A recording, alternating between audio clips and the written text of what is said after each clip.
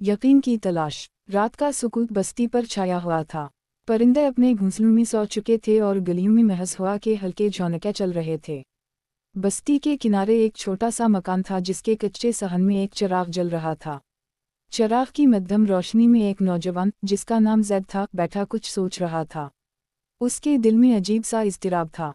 जिंदगी की रंगीनियां, दौलत के ख्वाब और जवानी की ख्वाहिशात सब कुछ होते हुए भी वो सुकून से खाली था। जैद के वालिद एक सीधे सादे किसान थे।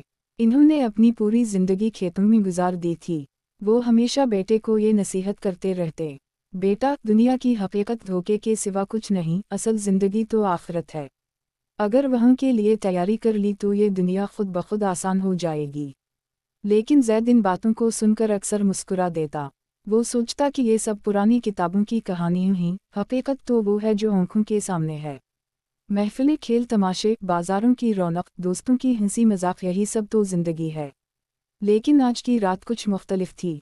उसके दिल में अजीब से सवाल उठ रहे थे, क्या वाकई मौत के बाद कोई जिंदगी है? क्या ये सब सच है कि इंसान को अपने अमाल का हिसाब देना होगा?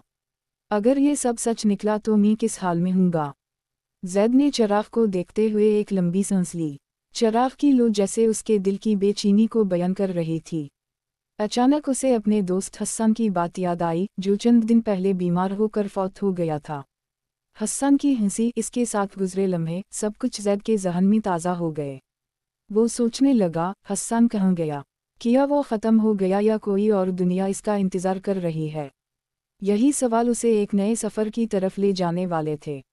अगले दिन जैद करीबी मस्जिद गया। इमाम मस्जिद हाजी साहब एक निहायत नरम दिल और समझदार बुजुर्ग थे। जैद ने उनके पास जाकर कहा, हाजी साहब, मेरा दिल बहुत बेचैन है। मुझे बताएं, ये आखिरत की ज़िंदगी क्या हकीकत रखती है? हाजी साहब ने मुस्कुरा कर कहा, बेटा, ये सवाल अगर दिल से निकले तो यकीन की पहली सीढ़ी तय हो जाती है। आखिरत की हकीकत वो दिन है जब सब इंसान दोबारा जिंदा होंगे और अल्लाह के सामने अपने अमाल का हिसाब देंगे। दुनिया की दौलत, ताकत और शान व शौकत सब वहीं रह जाएगी।